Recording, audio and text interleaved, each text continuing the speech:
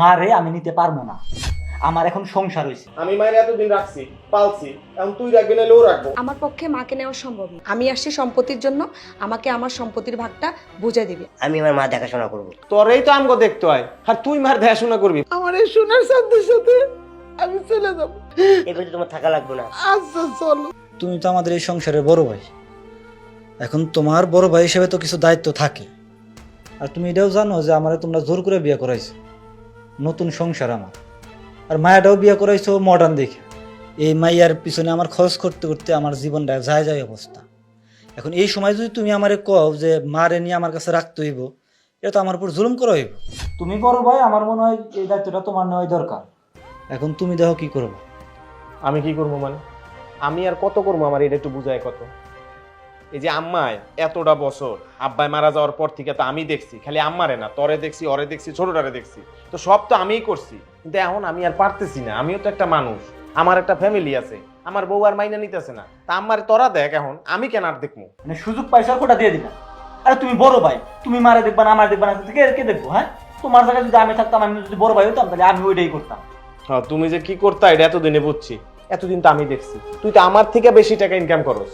তুই কয়দিন মাইরে নিয়ে রাখ, সেটা তো রাখবি না। দেখো, একটা ক্লিয়ার কাট কথা তোমার কয়ে দিই, মারে আমি নিতে পারবো না। আমার এখন সংসার হয়েছে, সংসারে সব খরচ আমার করতে হয়। আর এই মারে আমি সংসারে নিয়ে কি আমি একটা বোঝা বাড়ামু? তুমি বড় ভাই, তোমার মায়ের প্রতি একটা দায়িত্ব আছে। তোমার শুধু মায়ের প্রতি না, সবার প্রতি তোমার একটা দায়িত্ব আছে। এটা তোমার ভুলে গেলে চলবো না। আমার যেমন দায়িত্ব আছে মার প্রতি, তোর আর অরত আছে। আমি মায়ের এতদিন রাখছি, পালছি, এখন তুই রাখবি না, ও রাখবো। আমি কেন আর রাখবো? আমি তো আমার সংসারে আগুন জ্বালাইতে পারবো না। আমি রাখবো মানে? তোমরা কি বলতেছো ভাইয়া? আমার পক্ষে মাকে নেওয়া সম্ভব না। আমি এখন পরের সংসারে চলে গেছি, আমি কিভাবে মাকে আমার সংসারে নিয়ে যাব বলতো? তোরা দুইটা ছেলে আছিস, মায়ের দেখাশোনা তোরা করবি। আমি যেটার জন্য আসছি সেটা আমাকে বুঝাই দে, আমি চলে যাই। এটা বলে তো হবে না।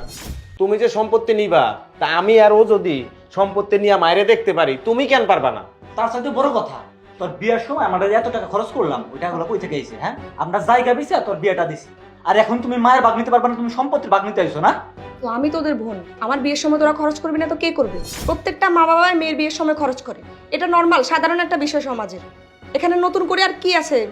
আমার জন্য তোরা করবি না তো কে করবে? দেখ, তোদের এসব ক্যাচালের মধ্যে আমি নাই।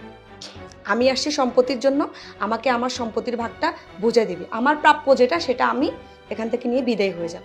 আর আমি মায়ের ভাগ নিতে পারবো না, আমার কাটসিট কথা। বড় ভাই, আপু, তোমরা যদি অনুমতি দাও তাহলে আমি একটা কথা বলতে চাই। কথা কবি মানে? তুই কি কথা কবি? দেহস্থানে বড়রা কথা কইতেছে, তুই ছোট মানুষ, তুই যা ওদিকে যা। আচ্ছা কি করবো? ক কি করবি? ভাই, জানি তোমাদের পরিবার হয়েছে, তোমাদের বউ বাচ্চা হয়েছে, যার কারণে কেউ তোমার মার ভাগ নিতে চাচ্ছ না। আজকে মা তোমাদের কাছে বেশি হয়ে গেছে। আমি আমার মার ভাগ নিব, আমি আমার মা দেখাশোনা করব। তুই মার দেখাশোনা করবি মানে? এই, তোরেই তো আমগো দেখতে হয়, আর তুই মার দেখাশোনা করবি? ফাইজলামি করস? আজকে থেকে তোমাকে আর আমার দেখতে হবে না, আমি নিজেই নিজের দেখাশোনা করব আর মার দেখাশোনা করব। প্রয়োজনে রাস্তায় ভিক্ষা করব, ভিক্ষা করে নিয়ে আমি আমার মাকে খাওয়াবো। তারপর তোমাদের মতো কুলাঙ্গারের কাছে আমার মাকে রাখবো না। আচ্ছা, যে মা আমাদের গর্ব রাখছে, আমাদের লালন পালন করছে, কীভাবে পারবা তোমরা সে মাকে অস্বীকার করতে যে তোমরা তার ভাগ নিবা না? বড় ভাইয়া, তুমি তো দেখছো ছোটোবেলা যখন আমাদের বাবা মারা গেছে, এই মা আমাদের কীভাবে লালন পালন করছে, কত কষ্ট করে। তুমি সেইগুলো নিজের চোখে দেখছো। আজকে তোমার কাছে সম্পত্তি বেশি হয়ে গেছে, তোমরা সম্পত্তির ভাগ নেবা, কিন্তু আমরা এই মার ভাগ নেবা না। আচ্ছা ভাইয়া, তুমি যদি মার ভাগ না নাও, আপু, তুমি যদি মার ভাগ না নাও, মা কোথায় যাবে? রাস্তা রাস্তায় ঘুরবে, রাস্তা রাস্তায় ভিক্ষা করবে? এটা তো হতে পারে না। আমি ছেলে, হ্যাঁ, আমি দেখতে অস্বাভাবিক, তারপর তো আমি আমার মাকে রাস্তা রাস্তায় ঘুরতে দেখতে পারি না। তাই আমার মাকে আমার কাছেই রাখবো। মা, তুমি আমার সাথে তা যাবে না? আমি তো যাবো, আমি তো তোমার লগেই যাবো। দেখ, তোরা তো সুস্থ স্বাভাবিক, কিন্তু তোরা আমার দায়িত্ব নিতে চাইলি না। আর আমার অস্বাভাবিক একটা বাচ্চা আমার দায়িত্ব নিতে ভয় পাইল না। এটা আমার 7 জনের পুণ্যের ফল। তোরা হয়তো আমার সাত জনমের কোনো এক অংশের পাপের ফল। আর তুই তুই না মেয়ে মানুষ, আমিও তো মেয়ে মানুষ, তোর মা। ওরা নাহলে বউরে নিয়ে থাকে, ওকে বউ সারা পরামর্শ করছে, কিন্তু তুই একটা মেয়ে হইয়া তোর মায়ের তোর দায়িত্ব নিতে চাইলি না। আমি থাকুম না তোর কাছে, আমি তোর কাছেও থাকুম না।